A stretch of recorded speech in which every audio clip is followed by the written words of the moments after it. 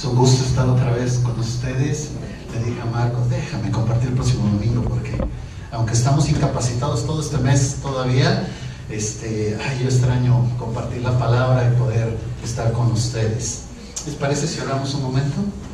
Padre, gracias te damos por este tiempo, esta tarde. Rogamos que tu palabra sea específica, concreta, prudente, necesaria, Padre, para cada uno de nosotros, según sea nuestro propósito, nuestra necesidad, Señor, en cada uno. Rogamos para que tú uses este tiempo de la mejor manera, Señor. Utiliza, Padre, el ministro a través de tu siervo. Te lo pedimos en nombre de Cristo Jesús. Amén. No sé si a usted le ha pasado cuando sale de paseo.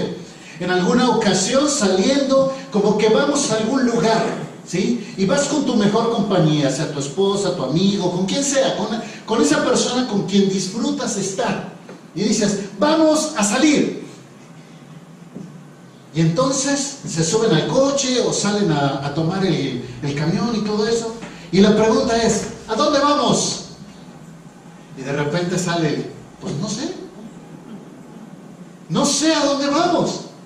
Y entonces resulta ser que esa salida, por lo menos en mi caso, normalmente termina en frustración. ¿Por qué? Porque si no sabemos a dónde vamos, acabamos eligiendo lo que sea, acabamos eligiendo mal, acabamos tomando malas decisiones y eventualmente terminamos frustrados. ¿Le ha pasado eso a usted? Sí, ¿verdad? Que de repente dices, híjole, ¿y a dónde vamos? Y luego no sé a dónde. Es sumamente importante saber este tipo de cosas. Vamos a salir, sí, ¿y cuál es el propósito de esta salida? Vamos a divertirnos, perfecto, ¿a dónde? Oh, perfecto, a tal lugar, ok, tenemos los recursos, y entonces empiezan a salir todos los demás argumentos. Pero cuando tú no sabes hacia dónde vas, es altamente probable que te frustres. La vida está compuesta de estas cosas. Es necesario saber el propósito de las cosas. De ello radica su evaluación y, por supuesto, su funcionalidad. Es fundamental saber el propósito de las cosas. De ello se desprende la expectativa que se tiene y así podemos decir de manera concreta si cumple con su función o no. Mire, vamos a ilustrarlo de esta manera. Cuando funcione. Porque el propósito de esto es que cambie la diapositiva.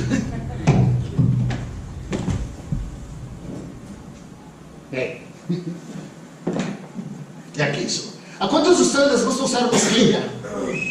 Sí, ¿verdad? Los jeans o los pantalones de mezclilla son, ¿cómo son? ¿Son cómodos?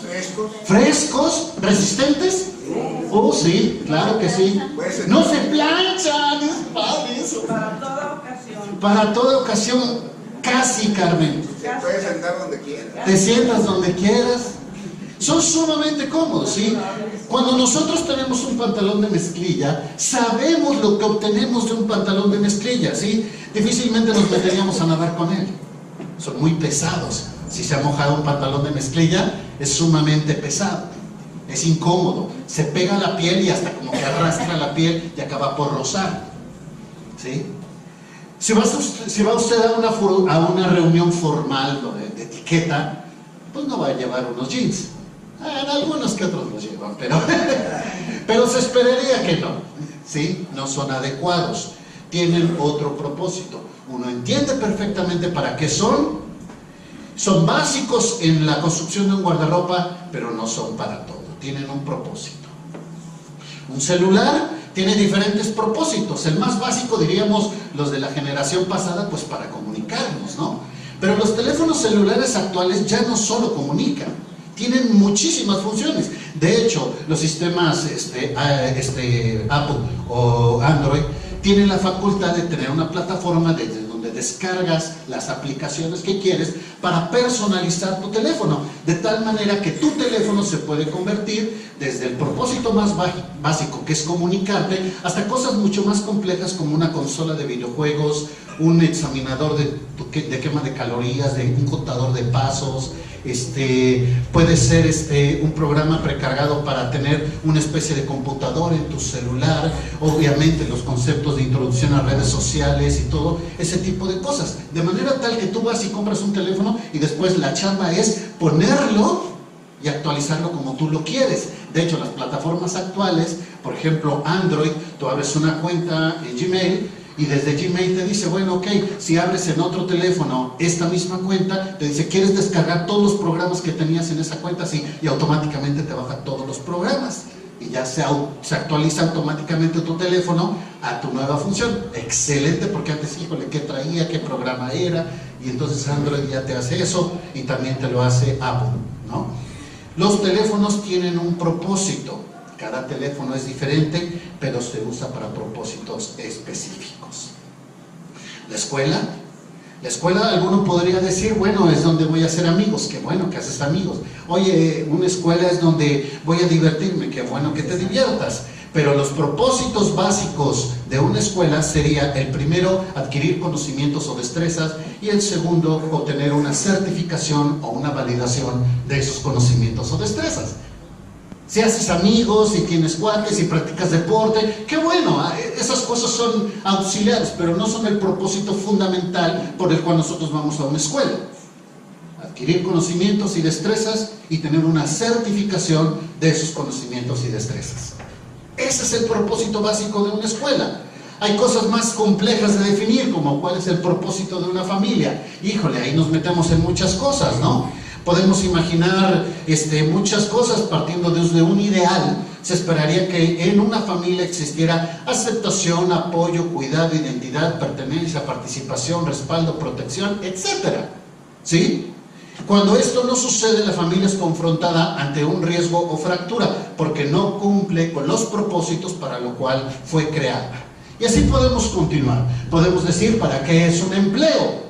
Algunos dirán, bueno, es para ganar dinero. Déjeme decirle que para muchas personas el empleo está íntimamente ligado con su realización personal. La persona trabaja con un propósito de realización personal. Algunos tienen otros propósitos implícitos, intrínsecamente integrados a lo que es un empleo. Por eso es sumamente importante qué buscas de un empleo. Podríamos decir, bueno, ¿y para qué te casas? Híjole, pues es que es re feo estar solo, ¿no? Bueno, si te casas para no estar solo, cómprate un perro. Es buena compañía y se la pasa uno suave. Bueno, no sé. No, sí, sí, no sabe. Definir el propósito liga directamente la expectativa que se tiene de las cosas. Cuando nosotros hablamos de la iglesia, es muy complejo para muchos de nosotros. Podemos tener ideas de lo que es el propósito de la iglesia. Quisiera escuchar a alguno de ustedes que me dijera, bueno, somos iglesia. ¿Para qué somos iglesia? ¿Alguna idea que se le venga a la mente? Sí, Rito. Predicar el evangelio. Predicar el evangelio. ¿Alguna otra razón? Comunidad, comunión. Comunión, muy bien, la comunión unos con otros. Ayudarnos a crecer. Ayudarnos a crecer, muy bien. ¿Alguna otra idea? El que agache la mirada le voy a preguntar. Sí, porque así agacha la mirada así como que no me vaya a ver. ¿Puede ser interceder también por Ok, la intercesión unos por otros en oración, muy bien. ¿Alguna otra? Dar un buen ejemplo. Dar un buen ejemplo, wow. Muy bueno. ¿Alguna otra idea? Transformar una comunidad basada en la fe en Dios. Transformar una comunidad basada en la fe en Dios, wow. Más profundo. Unirnos para alabarle. Unión para alabar a Dios. Muy bien. Muy bien. Han tocado puntos muy importantes, ¿eh? Muy, muy buenos. Muy buenos. En el intento de dar respuesta a ello, muchas personas han escrito libros enteros al respecto de este tema. Y lo sabemos, ¿verdad? Hay libros que se han escrito tocante a este tema. En el seminario hay una materia que se llama eclesiología, parte de teología sistemática, donde se enseña el propósito de la iglesia. Incluso hay maestrías de teología basados en este tema del propósito de la iglesia. Sin embargo, no podemos ir necesariamente a lo que algún autor ha dicho, no podemos ir necesariamente a lo que una maestría dice, no podemos ir siquiera a la suma de estas cosas que ustedes han dicho que son sumamente importantes y que gran parte de ellas cumplen una realidad. Tampoco podríamos sentarnos y decir, bueno, ¿para qué queremos ser? ¿No? Y a ver, ¿quién vota por comunión? ¿No? No. Tenemos que ir a la Escritura para encontrar el propósito de la iglesia. De manera tal que abrimos la Escritura y vamos a andar ágilmente en la palabra de Dios de un lado para otro, Así que vamos a practicar esgrima bíblico para los que todavía se acuerdan cuando usaban su Biblia de papel y iban al esgrima bíblico. Se decía, en el esgrima bíblico se decía primero el versículo, luego el capítulo y luego el libro. Y entonces era buscarle, ¿no? Bueno, vamos a Hechos capítulo 1, verso 6. Es importante empezar desde el principio, ¿no? El fundamento. ¿Para qué existe la iglesia? El Señor Jesús ya resucitó, ya está mostrándose ante los apóstoles y está a punto de partir a la presencia del Padre, está a punto de subir al reino, y en ese momento, antes de retirarse, está compartiendo con sus discípulos las últimas palabras y les dice este tipo de cosas. Hechos capítulo 1, verso 6, dice así: entonces los que se habían reunido le preguntaron al Señor diciendo: ¿restaurarás el reino de Israel en este tiempo? ¿Qué sigue, Señor? ¿Qué sigue? Ya resucitaste, ya todo, ¿y ahora qué? Pues vamos a restaurar el templo, ¿no? Sin embargo, como es propio de Jesús en muchas ocasiones, no le responde lo que quieren saber, sino lo que necesitan saber. Y a veces nosotros nos encanta estar en esta dinámica. ¿Por qué? Porque queremos saber respuestas de cosas que no necesitamos saber, pero tampoco buscamos las respuestas de lo que sí necesitamos saber. Y el Señor Jesús les cambia la respuesta y les dice, no les toca, dice, hay algo que tienen que saber, dice, no os toca a vosotros saber los tiempos, las sazones que el Padre puso en su sola potestad. Pero, ahora sí, cambio, es decir, les está diciendo, primero que nada, no les voy a dar respuesta a lo que me están preguntando. Ustedes no tienen por qué saber cuándo va a ser instaurado el reino, pero recibiréis poder. ¿Cuándo? Cuando haya venido sobre vosotros el Espíritu Santo. Y me seréis testigos en Jerusalén, Judea, en toda Judea, en Samaria y hasta lo último de la tierra. Y dice el verso 9, que habiendo dicho estas cosas, viéndolo ellos, fue alzado y le recibió una nube que le ocultó de sus ojos. Son las últimas palabras de Jesús en esta tierra antes de subir al Padre. Y les dice, recibiréis poder cuando haya venido sobre nosotros el Espíritu Santo.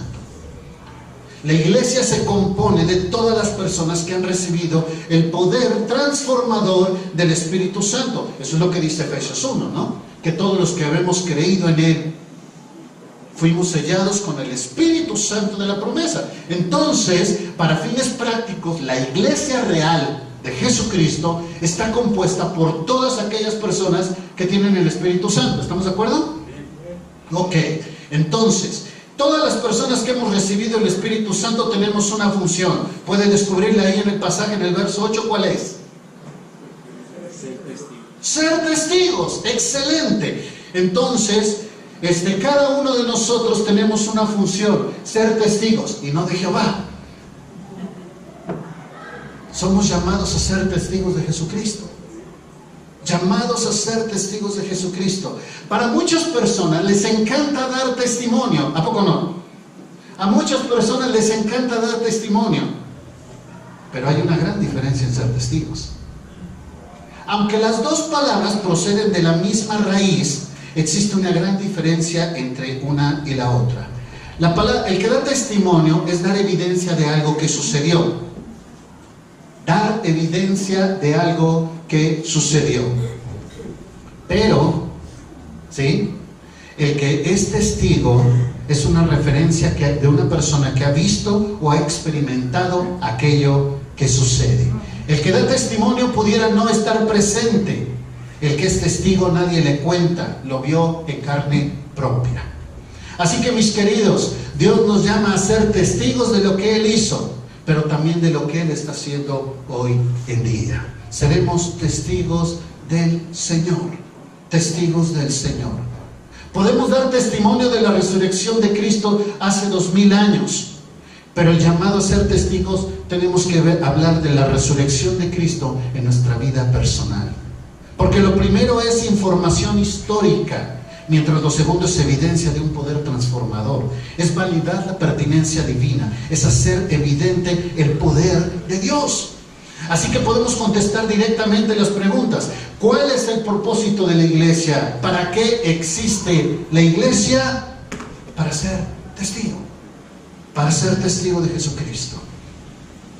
Después dice que seremos testigos en diferentes lugares: Jerusalén, Judea, Samaria y hasta lo último de la tierra. Este pasaje es muy usado para compartir misiones. Bueno, sí, en realidad tiene su razón de ser y su fundamento bíblico, pero no es el tema fundamental del propósito de este tema, de este mensaje.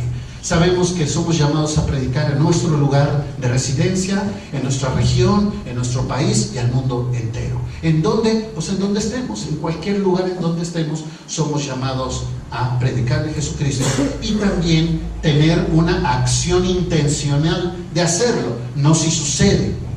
Bien, ¿cómo somos testigos de Jesús? ¿Cómo somos testigos de Jesús? Bueno, si tratamos de contestar esta pregunta, yo pude encontrar en la Escritura al menos 8 formas diferentes de ser testigos. Podríamos predicar mucho tiempo al respecto al estudio de cada uno de ellos, pero voy a tratar de abordar una generalidad de los conceptos y después de ahí, posteriormente, podríamos conceptualizar cada uno de ellos en otro tiempo, en otro momento.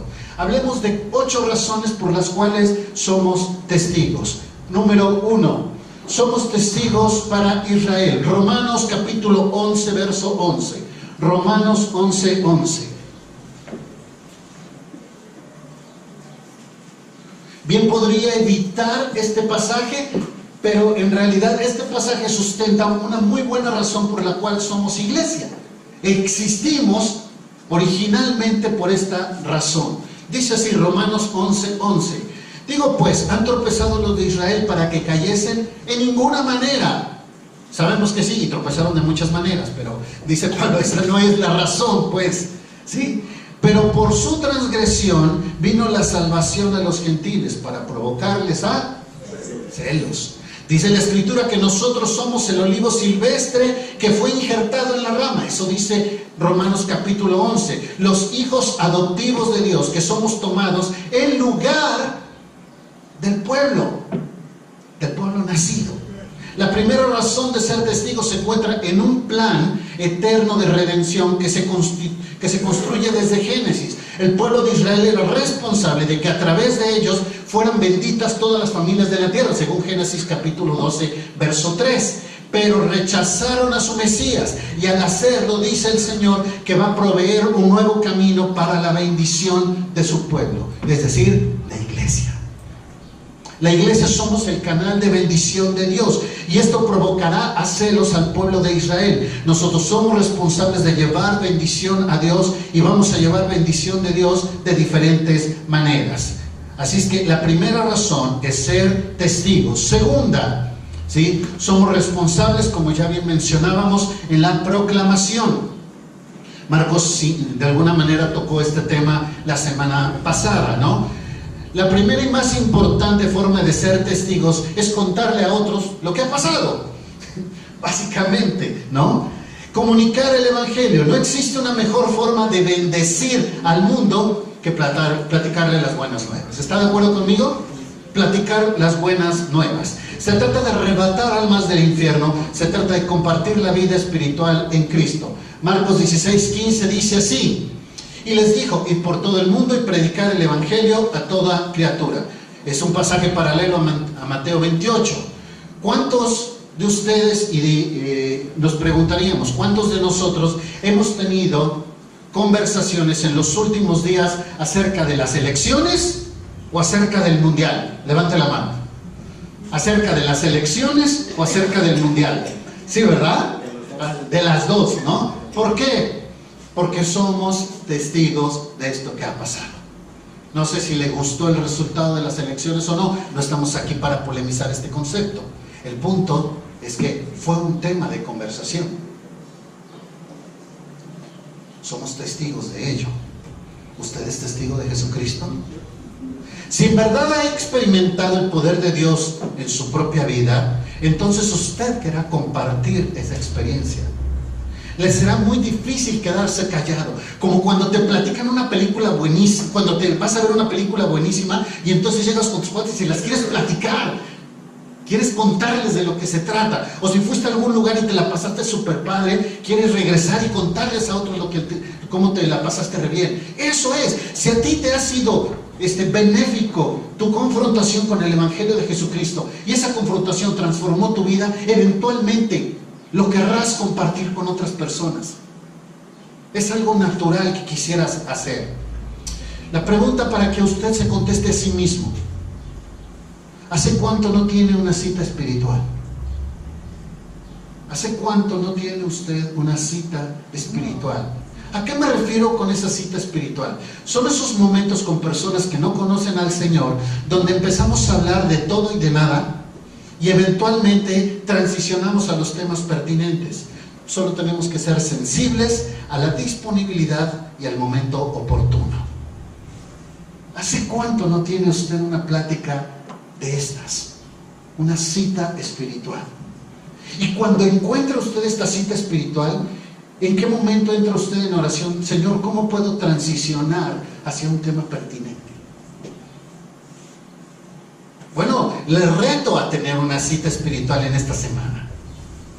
No estoy diciendo que usted va a ganar un alma para Cristo, no. Lo que estoy diciendo es que usted tenga la oportunidad de tener una conversación espiritual con alguien que no conoce del Señor.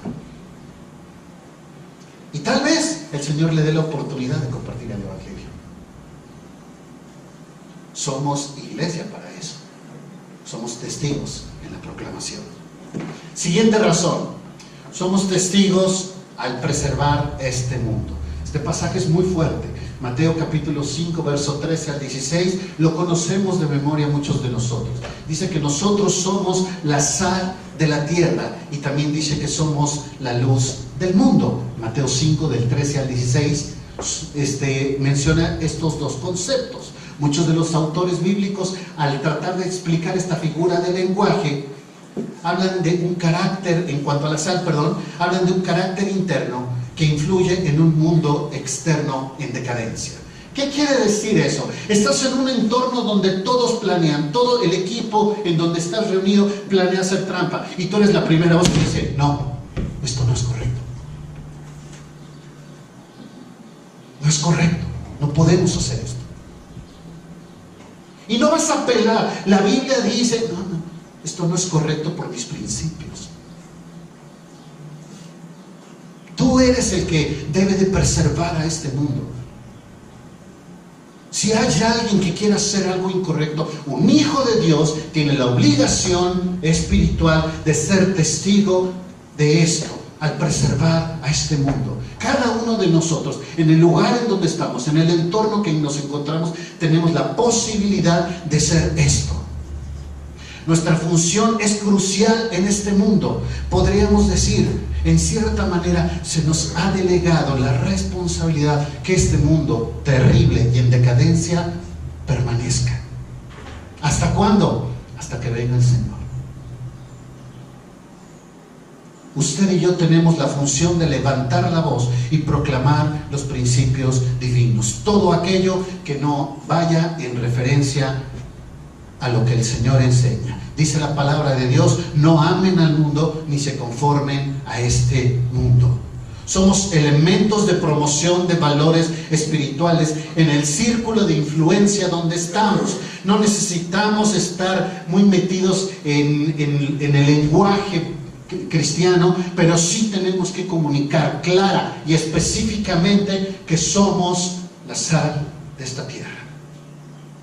Nadie tiene que tener principios morales más profundos y convicciones más profundas que un hijo de Dios. Es nuestro trabajo, nuestra función. Dice el verso 14 que nosotros somos la luz del mundo. Es dar testimonio externo de buenas obras que apuntan hacia Dios. Las personas tal vez no pueden ver nuestras convicciones, pero sí verán nuestras acciones. La enseñanza está plagada en toda la Escritura. Santiago capítulo 2, Gálatas 6, 1 Timoteo 5, Mateo 25. Está lleno los pasajes acerca de esto. Menciono solamente uno de ellos. Mateo capítulo 5, 25, 34. Mateo 25, 34.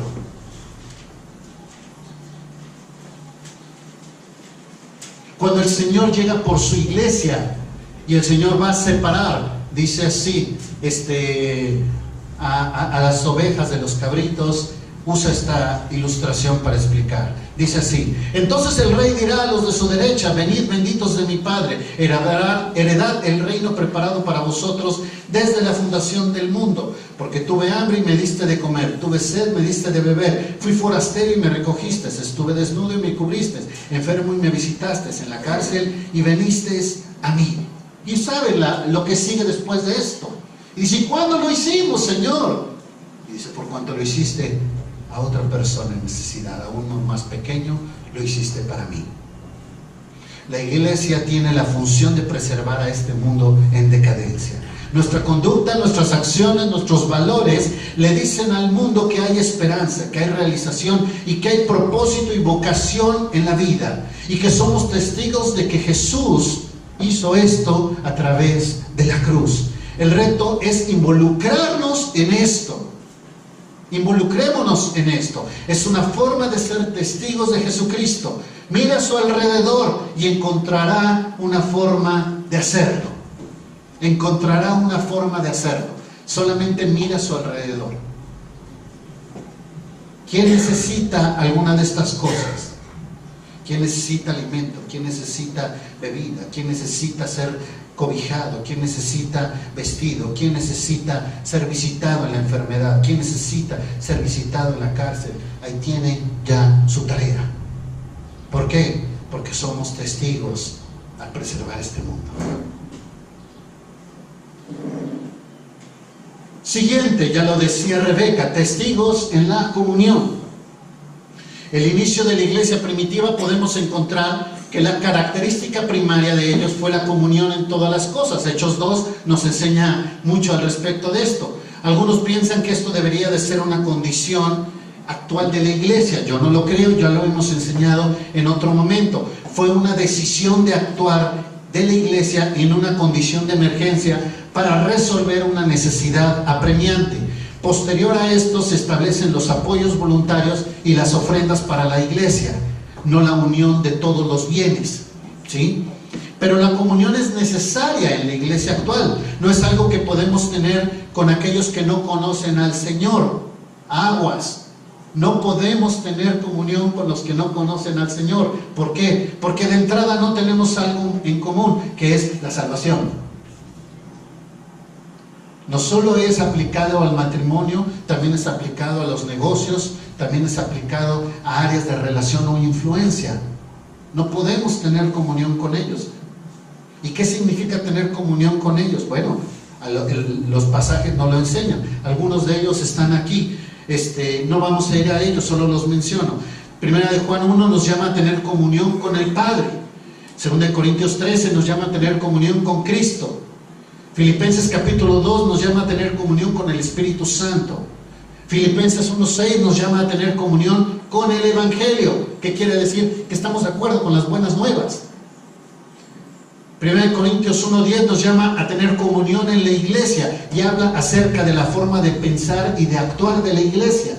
No puede haber una iglesia que piense en formas diferentes y cada quien haga lo que quiera. Tenemos que tener comunión. Y 1 Juan 1:7 y Hechos 2 nos habla a tener comunión entre los hermanos. La comunión es una forma de ser testigos de Dios. Y no es que somos iguales. De hecho, la virtud es en nuestras diferencias. 1 Corintios habla y da la ilustración del cuerpo. Y dice que no todos somos manos, ni todos somos cuerpo. Brazo, pierna. ¿Sí? Y habla de la ilustración del cuerpo de Cristo. Así es que, hermanos, hay apéndices en el cuerpo de Cristo.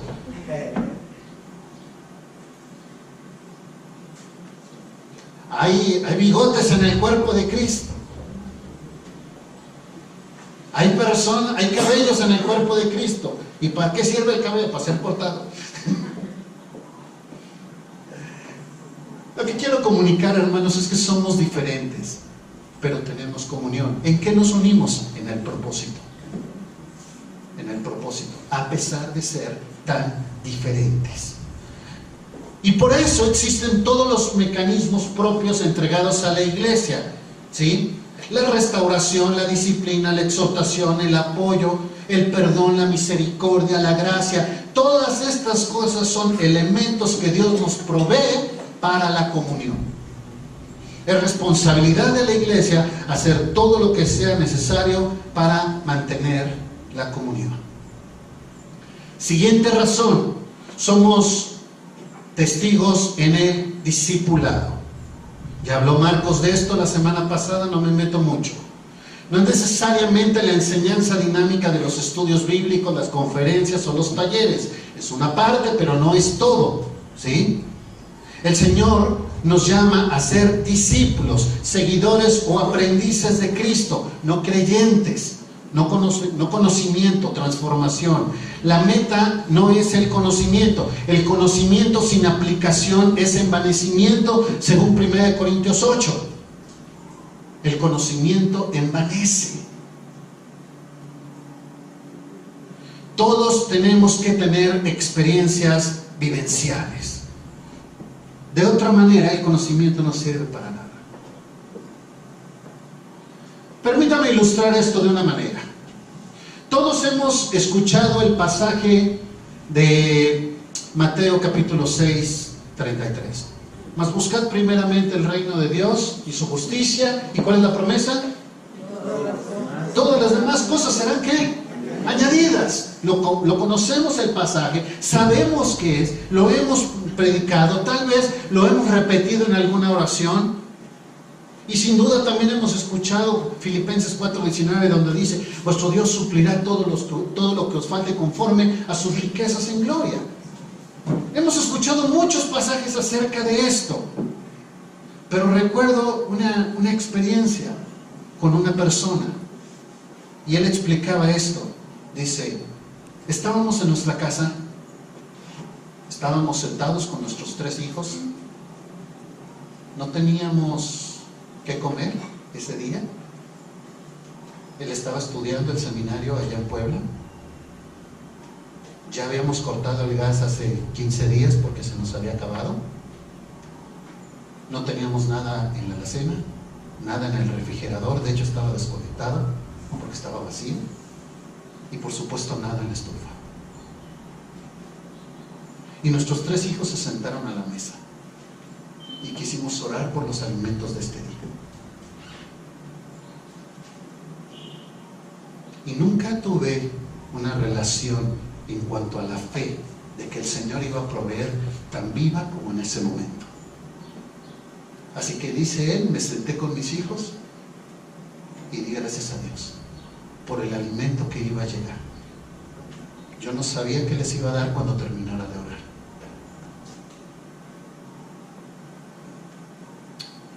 Pero cuando terminó la oración, llegó el milagro.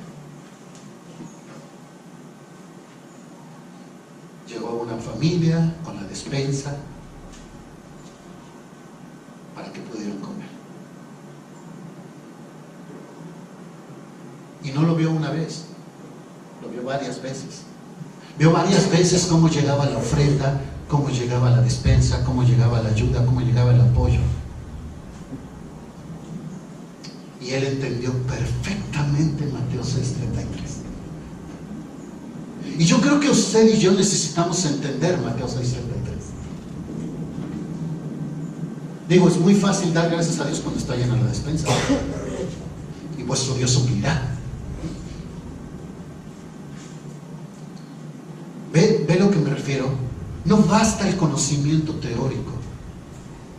Para que nosotros podamos entender el poder de Dios, tenemos que llevarlo de esta manera. Esto es lo que significa ser un discípulo. Una misionera estaba en Medio Oriente trabajando, y ella trataba de explicarle a un musulmán el asunto de Elías y los profetas de Baal. Y ella estaba tratando de explicarle que Elías oró a Dios para que lloviera o para que dejara de llover. Y entonces el musulmán le dice: no es cierto, tu Dios no es capaz de hacer eso. Es más, si fuese capaz, no se comunica con esta tierra. Y esa mujer en este momento sintió la convicción de decirle a esta persona: Si yo oro a Dios, puede llover, y si yo oro a Dios, puede dejar de llover. Y yo le pregunto, ¿usted haría esa oración? La credibilidad de Dios está en juego. No es si se riega la plantita. La credibilidad de Dios está en juego. Pero esta mujer sintió la convicción de decir, yo puedo orar a Dios para que llueva. Y el musulmán dijo, no es cierto, no puedes hacerlo. Y oraron a Dios, y llovió, hermanos. Y oraron a Dios, y dejó de llover. Y esa persona que vio eso, se bautizó.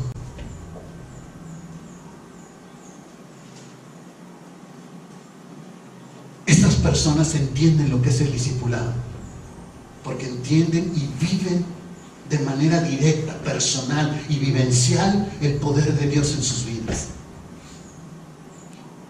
Por eso el Señor Jesús, cuando tuvo a sus discípulos, no los mandó a un seminario.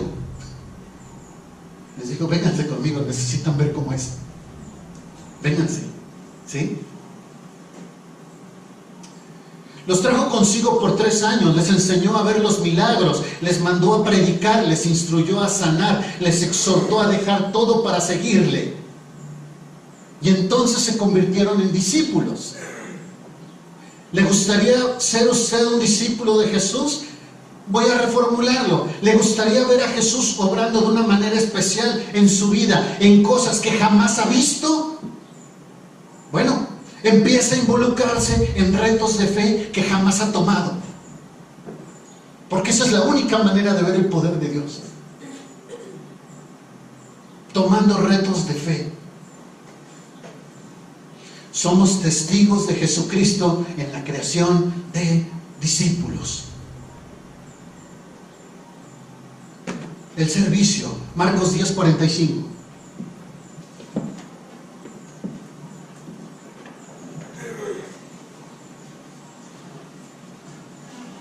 Marcos 10:45, porque el Hijo del Hombre no vino para ser servido, sino para servir y para dar su vida en rescate por muchos. Un cristiano que no está sirviendo, por definición, es una contradicción, porque la identidad fundamental de un cristiano descansa en el servicio.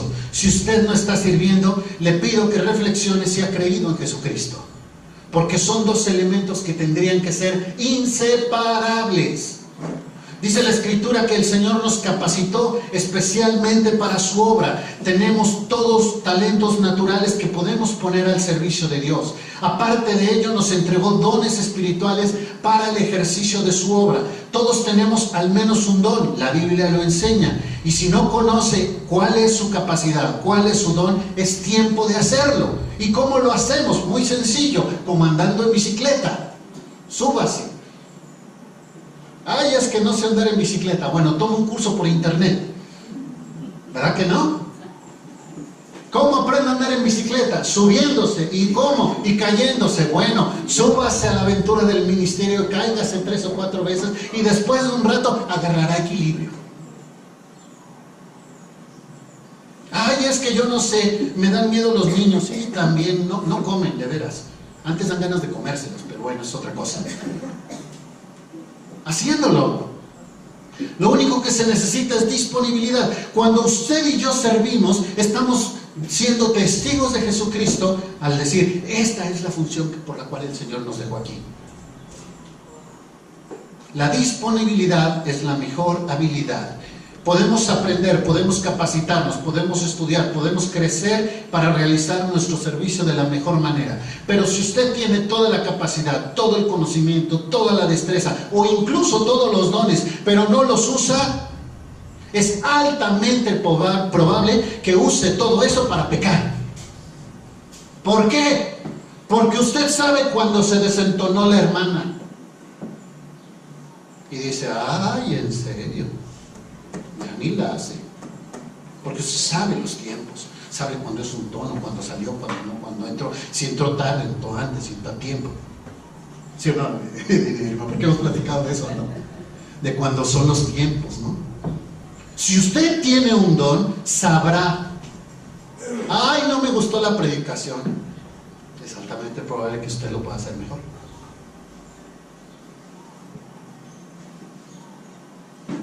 Ay, es que no atienden a mis hijos como yo quisiera. ¡Qué bueno! Vamos a tener un buen maestro. Una persona que tiene dones, capacidades y talentos y no los está usando es un crítico, reprobador y hasta murmurador que va a causar divisiones. Somos testigos de lo que ha sucedido en nuestras vidas al servir. Últimos dos. Juan 13:35, lo conocen de memoria. En esto conocerán que sois mis discípulos, si tuvieres amor. Podríamos decir esto enfáticamente: si usted y yo tuviéramos amor, podríamos cumplir con el resto de los anteriores.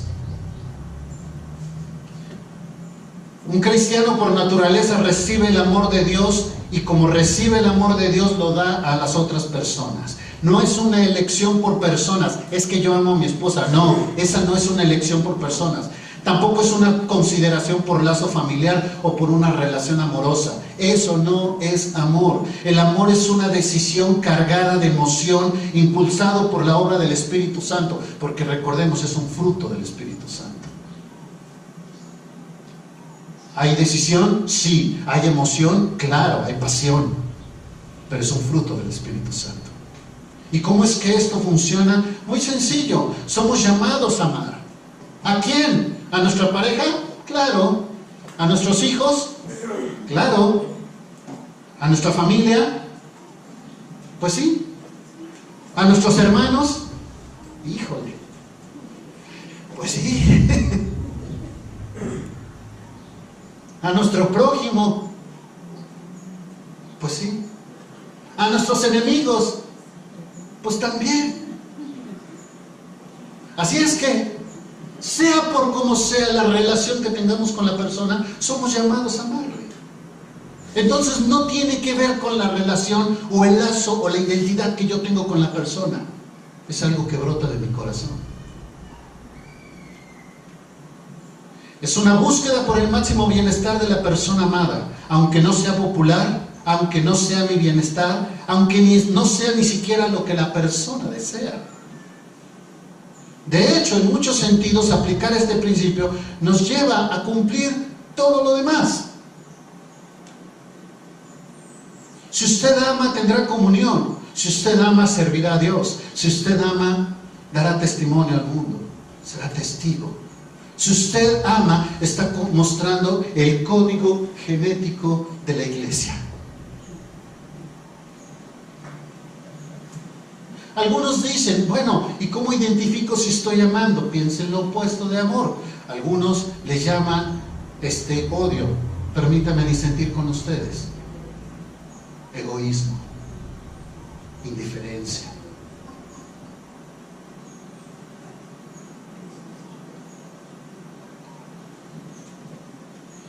Y digo esto con mucho cuidado. Aún las acciones externamente más piadosas pueden estar disfrazadas de uno de los más grandes egoísmos. Aún acciones que parezcan piadosas pueden estar respaldadas, sustentadas en tu egoísmo. El punto no es qué haces, el punto es qué te motiva para hacerlo. Porque cuando tú sabes que estás buscando el bien de la otra persona, estás amando. Cuando lo haces por sentirte bien, por ser reconocido o por cualquier otra motivación, entonces no es para ellos, es para ti. Y tendrás tu pago cuando te aplaudan.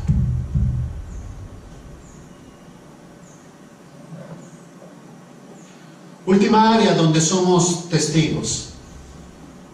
Somos llamados a la adoración. Por acá alguien lo dijo, ¿verdad? Sabemos que la adoración es la respuesta a Dios, una respuesta humilde por lo que Dios es decir, su carácter, y por lo que Dios hace, es decir, sus obras. No es un tipo de alabanza. De alguna manera, todo lo que hacemos se convierte en una forma de adorar a Dios. Todo lo que sucede en esta tierra, hablando en términos teológicos, tiene como propósito final llevar la adoración a Dios, la creación, su pueblo o incluso la redención misma. En una ocasión llegó un orador a una conferencia y dijo: ¿cuál es el propósito de la Biblia? pues. Y empezaron a surgir muchas, pero recuerdo una que me quedó muy clavada y dice: la redención del hombre. El plan de redención de Dios para el hombre, palabras más, palabras menos. Y utilizó estas palabras y dijo: hermano, no hay nada más humanista que esa declaración. Porque si entonces la Biblia se trata de Dios sirviéndome a mí, entonces yo soy el centro. Si el propósito del cual Dios nos deja su palabra es para que sepa yo que Él me va a salvar, entonces ya perdí el rumbo. No es por mí, no es para mí. El propósito final por el cual somos iglesia es para adorar a nuestro Dios. Él es el único que merece toda la adoración. Salmo 29:1. Tributad a Jehová, oh hijos de los poderosos, dad a Jehová la gloria y el poder, dad a Jehová la gloria debida a su nombre, alabad a Jehová en la hermosura de su santidad. Adoración. Y escogí un salmo, podría escoger muchísimos más. ¿Está de acuerdo conmigo? Fíjese, Ezequiel 36:22, me encanta este pasaje, porque le está haciendo el profeta preguntas a Dios: ¿vas a salvar al pueblo de Israel? Y le dice el Señor a Ezequiel, al profeta, y le dice: por tanto, Ezequiel, di a la casa de Israel, así ha dicho Jehová el Señor. Y después la palabra clave que rompe el corazón de muchos de nosotros: no lo hago por ustedes, oh casa de Israel. No lo hago por ustedes, casa de Israel, sino por causa de mi santo nombre, el cual profanasteis ustedes entre las naciones a donde habéis llegado. Verso 23. Y santificaré mi grande nombre profanado entre las naciones, el cual profanasteis ustedes en medio de ellas. Y sabrán las naciones que yo soy Jehová, dice Jehová el Señor, cuando sea santificado en vosotros delante de sus ojos. ¡Wow! Y el pueblo de Dios tendría que decir: amén, para la gloria de Dios, no para el hombre. Aún la redención misma habla de que la redención y la salvación nuestra es para dar gloria a Dios. Efesios capítulo 1:5 dice: en amor habiéndonos predestinados para ser adoptados hijos suyos por medio de Jesucristo, según el puro afecto de su voluntad. Y dice el verso 6: para alabanza de la gloria de su gracia. Es que aún mi salvación es para darle gloria a Dios. La escritura no se trata del plan de redención del hombre, se trata de llevar la gloria a Dios. Somos testigos para dar gloria a nuestro Dios. Usted y yo no estamos en esta tierra para propósitos personales, familiares ni congregacionales, sino para ser testigos y glorificar a nuestro Dios. Tenemos que aprender mucho al respecto, pues cada ministerio, cada cosa que hacemos, cada peso que invertimos, cada decisión que tomamos, la forma en la que nos divertimos, la carrera o el oficio que tenemos, nuestras familias, nuestros matrimonios, la forma de relacionarme con otras personas, la forma en que actúo con respecto a las autoridades, incluso aquellas cosas que decido no hacer, descansan en cumplir de ser testigos de Dios para llevar gloria a Él. De otra manera, no estamos cumpliendo la razón principal por la cual estamos aquí en la tierra. Somos la iglesia. Así que lo primero que tendríamos que preguntarnos: ¿para qué vamos a hacer tal cosa? ¿Le va a dar gloria a Dios? Y así empezar a contestar las preguntas. Hablé de 8 cosas. Somos testigos. Es una forma de darle énfasis. Podríamos clasificarlo de diferentes maneras. Somos testigos para celar a Israel. Somos testigos al proclamar su mensaje. Y eso se refiere obviamente al Evangelio. Somos testigos al preservar este mundo, siendo luz y sal. Somos testigos al tener comunión unos con otros. Y decía los inconversos del primer siglo: algo impresionante sucede entre los hijos de Dios, entre la iglesia, que se aman unos a otros. Somos testigos al discipular, somos testigos al servir, somos testigos al amar, somos testigos al adorar a nuestro Dios. porque todo cumple su razón de ser en la adoración a nuestro Dios. Vamos a orar. Padre, te damos muchas gracias por tu palabra. Te ruego, Dios, tú nos permitas ver cuál es nuestra área de referencia para poner en acción en esta semana. Yo no sé en dónde está cada uno de mis hermanos, yo no sé cuál es el plan que tú tienes, ni el camino en donde lo llevas, Señor, a cada uno de mis hermanos en este caminar espiritual. Pero, Señor, que el mensaje de hoy pueda encontrar una razón de ser en el caminar espiritual de cada uno de ellos, y que puedan retomar alguno de estos 8 propósitos para tener una aplicación directa a sus propias vidas. Ayuda, Padre, a que cada uno de nosotros podamos identificar en qué área, cuál, tal vez una, tal vez 2, podemos abordar en esta semana. En qué manera podemos crecer en esa área específica para retomar el rumbo, Señor. Porque somos la iglesia. No es el lugar, no es el edificio, no son las personas, no es las cosas que se encuentran aquí adentro. La iglesia somos las personas, cada uno de nosotros. Somos llamados a ser testigos de Jesucristo. Somos llamados a llevar adoración a nuestro Dios. Gracias, Padre, porque tenemos un noble llamado y un propósito eterno. A ti sea la honra y la gloria, por Cristo Jesús.